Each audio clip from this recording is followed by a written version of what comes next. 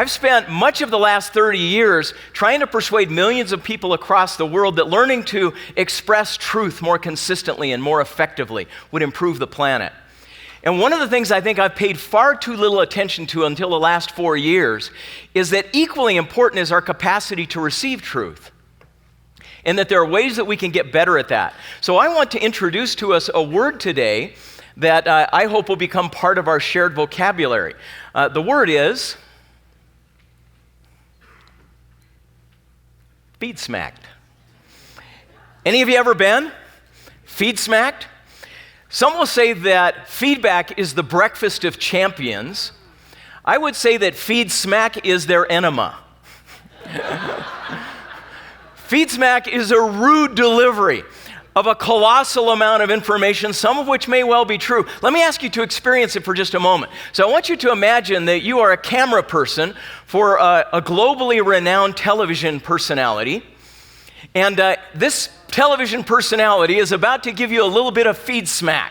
I want you to experience it. He's talking to you. And then I want you to turn to your partner and tell him, how do you feel right now? One word. Here you go. That's tomorrow, and that is it. Okay, 5, 4, 3. That's tomorrow, and that is it for us today. And we will leave you with a... I can't do it. Okay. We'll do it live. Okay. No. We'll do it live. Do it live. I'll write it, and we'll do it live. Thing sucked. So turn to your partner. How are you feeling right now, camera person?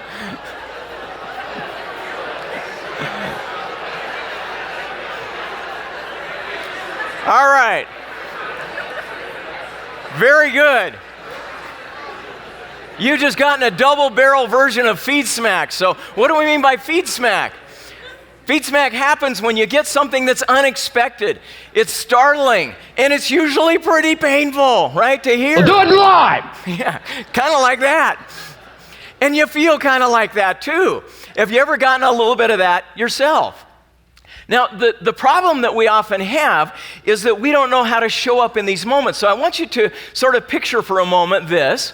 You're going to get yourself a little bit of feedback here as well. And I want you, as you listen to somebody receiving this one, to think about your own episode of it. When have you gotten an unexpected, startling, negative, colossal dose of what might be partly true from somebody like this?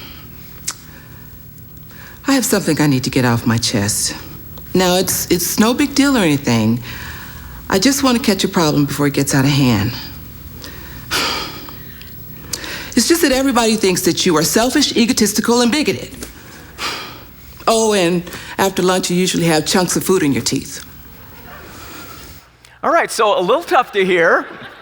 But the question is... We'll do it live! Have you ever gotten it? I'm going to use it 5 more times in the next few minutes. So turn to your partner. When have you gotten something unexpected, something huge, something startling like that? Turn to your partner and share, what's the sentence? What did you hear? All right. Let's pull back together, both mentally and emotionally. So I've started reflecting on this idea of receiving truth versus sharing truth. And sometimes the truth can come with a whole lot of noise in it as well. But being able to receive feedback, and what is that process like, and how can we get better at it? As I've reflected on it, I came across an episode in my own experience of receiving one of these kind of Feedsmack moments. I was working with a very powerful senior HR executive on a project that I was intensely interested in. The project was going pretty well, but one day we had a meeting with the senior executive team, and afterwards I sent a summary email out. Apparently, he didn't like me sending the email without checking with him. I'm sitting at my desk after clicking send. He saw the email. I pick up the phone, and it's his voice on the other end saying this, followed by this, and then click. My heart was racing, my mouth was dry. I was sitting there just overwhelmed by this. It was an incredible experience. Now, we did a study on this. We wanted to try to understand how many of us have experienced these things and what effect it has. So we got about 455 responses from people that remembered some Feedsmack moment, some moment that was startling, negative, unexpected. And here are the kinds of things people heard in the workplace. Just take these in. Can you imagine? And some of you can do more than imagine. You're kind of whiny, you lack integrity, your laugh is annoying. Are you an idiot? You're selfish, you're rude and interrupt people in conversations, you're incompetent and a bully, you're lazy. And I won't read the last one. But we wondered, all right, well, that happens in the workplace. Does it ever happen at home? Well, we asked. Turns out people have had family Feedsmacked experiences as well. Ouch.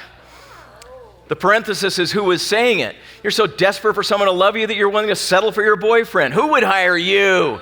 You're a bad parent. You're not a good wife or mother. I would rather go to the river to take the dog swimming than have sex with you. Oh my goodness. If feedback is the breakfast of champions, Feedsmacked is the enema. It takes it out of us. I won't continue the metaphor. But now that we understand that these episodes that occurred, we wanted to ask people, what was your experience and what was the effect afterwards of this? 90% said they felt some version of dumbfounded, flabbergasted, shocked, stunned, or numb. Now what's interesting is what's missing from that list. 40% said they felt some sort of shame-related emotion, embarrassment, worthlessness, hurt, sadness, and self-doubt. But notice how few came back with anger or betrayal. We typically think that's going to be the response. It's going to be fight, not flight. But most of us just kind of recoil and we're stunned and we freeze. Now, if you look at that, you might say to yourself, well, that defines the problem, but I want to open that as a question. What is the problem?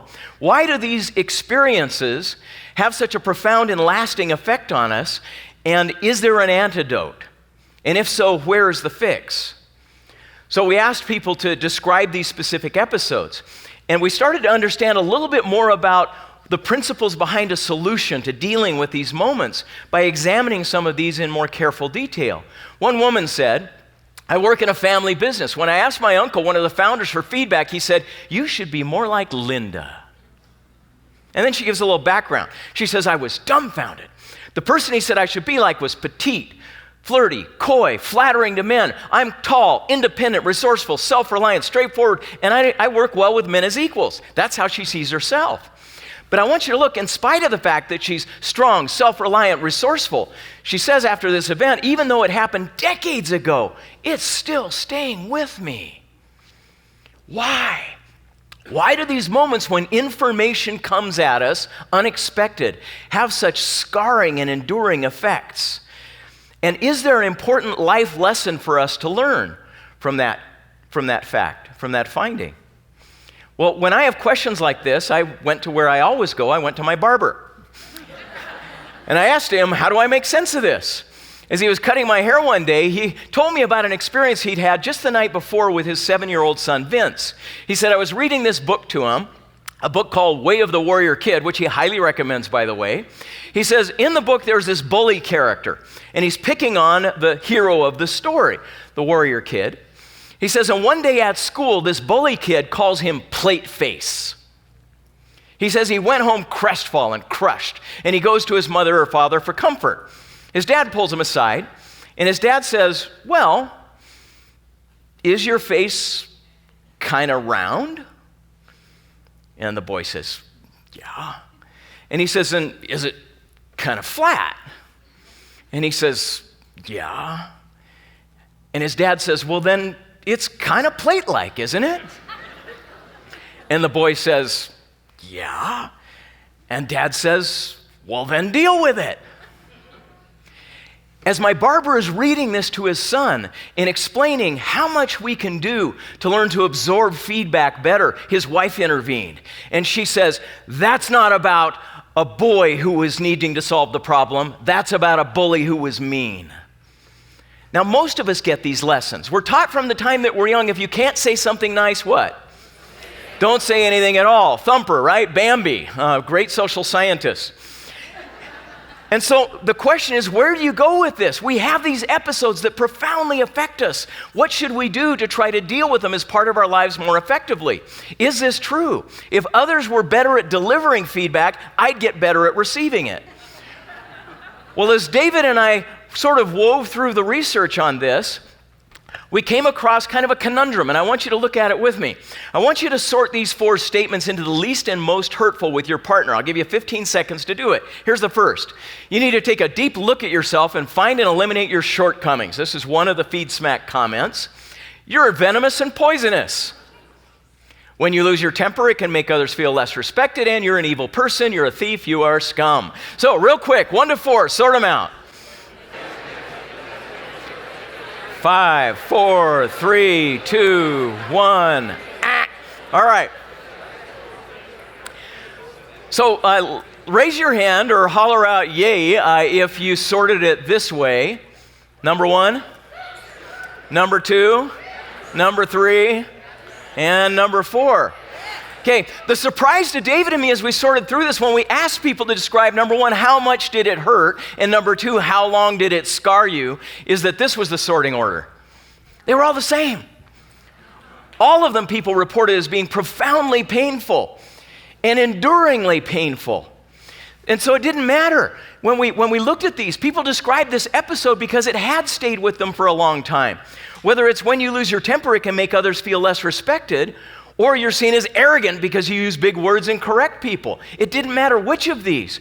People could feel stung and hurt and pained. And so the question again for us as a group is, if people got better at delivering it to me, would I get better at receiving it?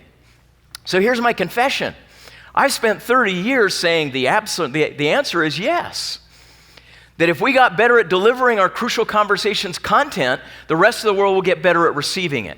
Now, I still believe that's true, but not nearly so much as I did 4 years ago. There's an enormous amount on our side, on the receiving end, that we can do so that truth can flow more freely. And the consequences of that happening are enormous. So, the conclusion I'm beginning to draw is this. Our relentless focus on the quality of delivery reinforces a weakness in all of us. And that weakness is that our perpetually crippling neediness and fear is what creates most of the problem. And no one can fix that but us. So, here's how I started to discover this. Prior to doing this study, I began working with a community that some of you are somewhat familiar with. It's called the Other Side Academy. I want you to take that picture in for just a moment.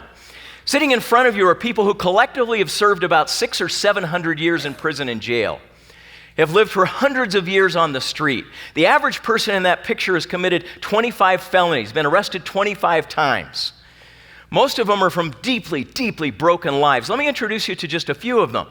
I'll show you the pictures as they arrive at the Other Side Academy. This is how they show up. Now, one of the people in this picture was introduced at meth by her mother at age 5. One of them lived for years on the streets using her body as an ATM just to stay high. Another was abused relentlessly by his mother and father. Another was jumped into a gang by going and stabbing a sleeping homeless person. And another on here shot his first victim at age 14. So that's the Other Side Academy. Now, the startling additional truth is that community is one of the healthiest and most productive I have ever encountered. I would hold them up against any organization in this room. And the question is, how do they get that way? Here's how. So Friday night of this week, they're going to sit in groups of 20 in a circle and give each other relentless feed smack, not feedback. This is not the best place in the world to learn crucial conversation skills. In fact, I want you to hear some of the messages some of them are going to get. So a few of them are going to tell you some of the things that were told to them about themselves by their brothers and sisters in the house. So I'm fake, I'm arrogant, and I'm a liar. I sell out for women, and I'm spineless. I'm a bully, and I have no boundaries. I'm sneaky, and I'm duplicitous, and I think I'm better than others. I'm unapproachable, I don't care about others, and I'm a jerk, although they use a different term. I'm a homeboy, and I got no boundaries. I'm mean, I don't care about people, and I'm selfish. I'm a fake, I'm manipulative, and I'm a monster. Kind of tough stuff to hear, right?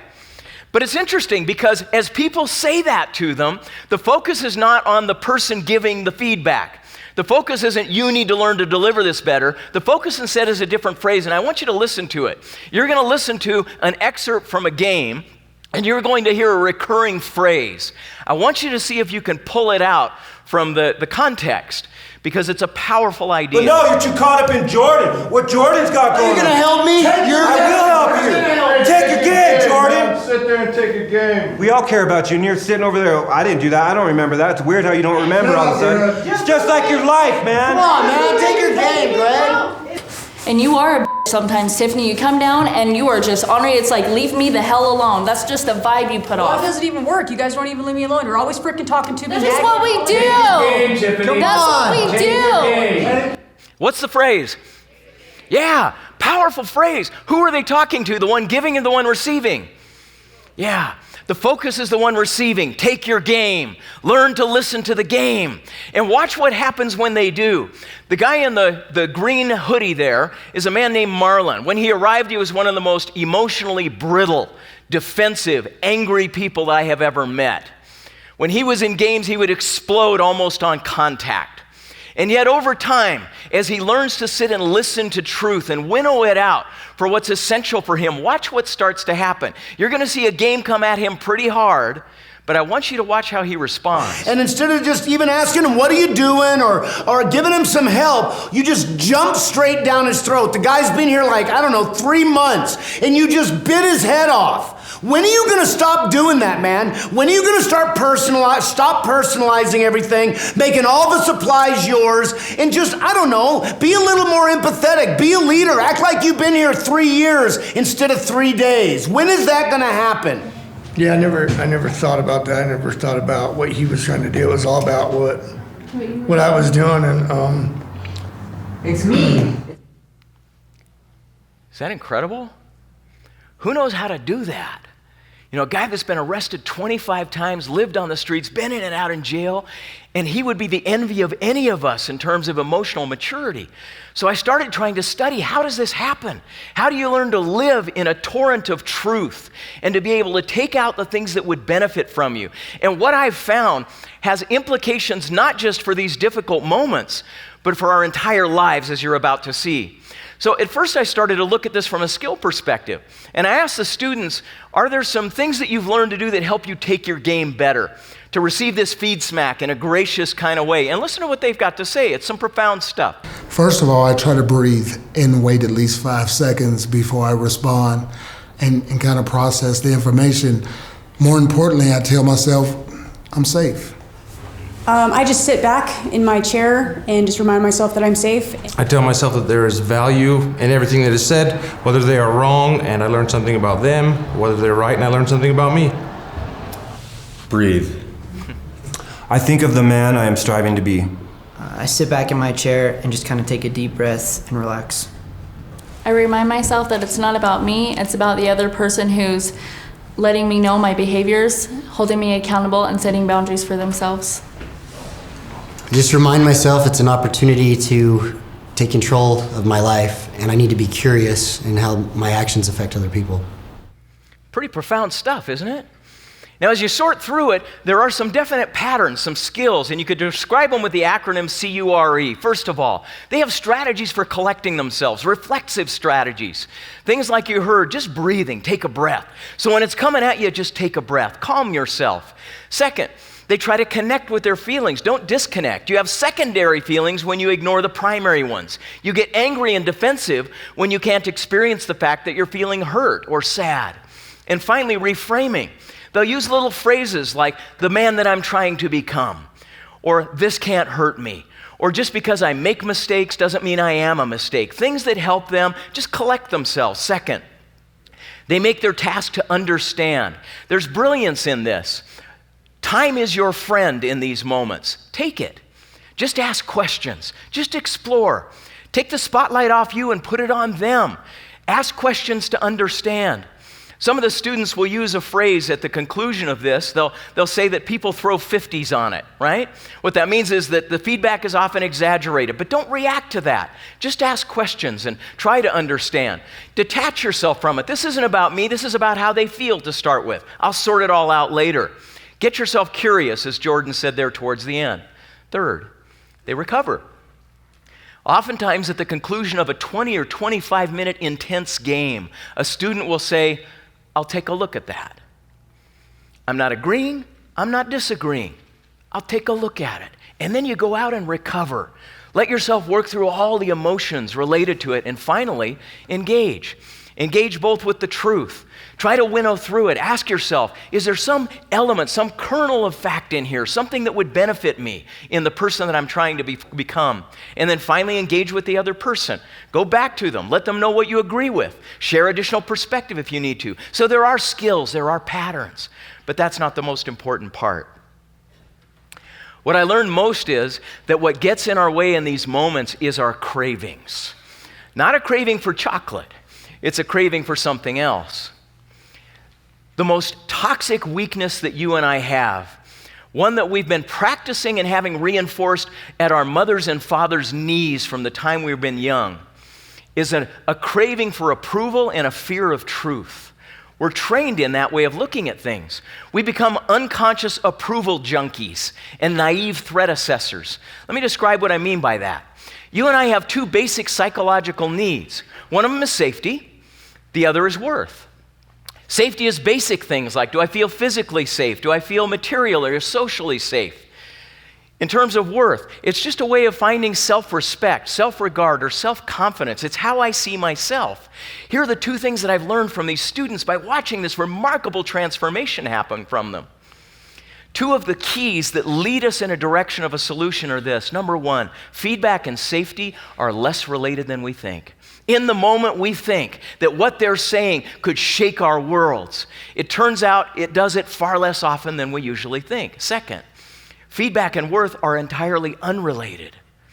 The two have nothing to do with each other. I think Gandhi said this best: no one can hurt me without my permission. It is our willing consent to the pain that perpetuates it. The reason some of those people were hurting 10 years later, even when somebody delivered something in what sounded to me like a decent, crucial conversation structure, was because they surrendered the definition of their own worth. So let's just examine quickly safety versus worth. First of all, there are times when fear is the right response. There are times when you should panic. There are times when you should run and defend yourself. So if somebody's saying, I'm going to fire you, I'm going to leave you, I'm going to hit you, they could cause significant damage to you in your life. And fear is an appropriate response. But it turns out, while it's real, it's also rare. When we've sorted through these Feedsmacked moments, very few of them had implications of permanent damage for people. And also, the way we tend to react to our amplified version or interpretation of the fear is usually something that makes it worse rather than better. Here's the truth about safety. The truth is you, not the other person, are the primary source of your own safety. And second, an unqualified love of truth is the precondition for safety. Watch what happens when it is. I want you to watch someone who's been living in this kind of a world where I am responsible for my safety for years and years and years. You'll watch him taking his game kind of badly to start with, but watch the pivot. You're brown-nosing somebody. No, man, miss me with that. Shut up for a minute. Just listen. That's it. All he's got to do, he just wants to tell you how he feels in the moment. He's out there washing your truck, and all you want to do is, you're pissed off at him because of what he's using to wash your truck. Why don't you go over there and help him? Teach him how to use the truck. It's your truck. Isn't that beautiful? Boom, the truth arrives. And so then the question becomes, yeah, but what about if it's the truth used with malice? What if it's a bad guy, right? What if it's somebody that's coming at you just trying to hurt you? What we know about that from the Other Side Academy is that motive is irrelevant. Who cares why they're saying it? It doesn't matter. If the devil has feedback for you and there's a kernel of truth in it, why wouldn't you want it? If the truth is going to hurt you, is it more likely to hurt you when you don't know it or when you do? And so we ought to welcome it. So that addresses the safety piece. Let's look at worth. You know, what defines worth? You and I've come to discover in myself, have this gnawing fear that one day our inadequacy will be exposed. And so we begin to seek out places to compensate for that. If I look good enough, if I perform well enough, if the audience feedback is strong enough, right? If I have enough money or position or status, then maybe I'll feel okay. It's an addiction. We become addicted to external sources of worth. And that leaves us with the following problem. We live in a perpetual state of dread because if I no longer have that money or that approval or that position or that status, then I'm exposed. Because there's nothing innate to me. There's nothing intrinsic to me. So how do you take back your peace? I'm going to show you a picture that will define it. I want you to look at this picture because it speaks volumes about how you take it back. Look at that. Do you see it? Do you see peace? From a man who stood for 27 years in an environment on Robben Island where he was relentlessly assaulted, called names, disrespected, denigrated repeatedly over and over, and yet emerges like this. And how do you do that? You develop an unqualified love of truth. And second, you develop tactics, strategies, rituals in your life that help you generate sources of worth rather than seeking them. Our problem is this. Our problem is that we crave approval and we fear truth, and that's a choice we make. We surrender responsibility for how we see ourselves to the world around us at our peril. I've watched over the last 3.5 years as some of the most broken people in the world have done this instead. They learn to crave truth and fear approval. If you live by the compliment, you die by the criticism. And what we need to do is learn to reverse that. The conclusion I've drawn after 30 years of deep consideration of these processes for freeing up truth in our social systems is this. All lasting happiness in life is a product of our capacity for truth and love and the connection those create. Any compromise, any mitigation of truth undermines our capacity for connection with others. Any compromise, any withholding of the love that becomes the container within which that truth can be expressed interrupts our capacity for connection, and it creates suffering in consequence. I want to conclude with the best evidence I can give you that if we go to work taking back responsibility for our safety and worth, not only can we deal with Feedsmacked when it comes, we can be part of a stream of truth in our life that creates a level of enjoyment and prosperity that all of us deserve. This picture was taken a couple of years ago. On the right from me, on your left from me are a number of friends. On the right are friends from the Other Side Academy. So Lola, Dave, and Alan here in front of the Roman Colosseum. We went on a trip to Italy to study some other folks that are trying to do things like the Other Side Academy and had a little bit of time for touring. And I had this stunning moment, as many of you probably have, in the academy looking at this. And I remember staring at the David for a while and trying to think to myself, how in the world out of a block of stone could you create something so supple, so real? Look at the ribs and you can see the skin. The definition on this. It's absolutely astounding that this could have started as a worthless block of stone. And as I stood back from it for a moment to admire this work of art, I then began to notice Dave looking at David. I began to notice my colleague Dave DeRocher, who lived through this process at the Other Side Academy, who stood in this place where relentless truth bombarded him for years and years and years. And what occurred to me was the process that made that David also made this David. It's a violent process. Somebody takes a chisel and puts it up next to a piece of stone that isn't needed for the masterpiece. And then they take a hammer and they slam it against the chisel. And a piece of rock is blown off. And pounding after pounding after pounding, the raw shape of this image emerges. And then you take smaller chisels and smaller. And it overwhelmed me to think that it was precisely the same process until I realized one important difference. With the David, the stone had no choice. With Dave DeRocher, the man had to sit still and allow the chisel to do its work. And when they do, this happens. And this happens. Can you imagine the violence involved? The willing acceptance of truth that can feel painful when it attacks your sense of safety and worth until you learn to take responsibility for those. But what happens when you're willing to sit still and invite it and love it and take responsibility for your own way of seeing yourself? This one blows my mind. Look at this man. My dear friends, all lasting happiness in life is a function of our capacity for truth, love, and connection. The work we do is trying to prepare people not just to express more truth in the world, but to learn to receive it. May we be better at doing so that we can have the happiness we deserve. Thank you very much.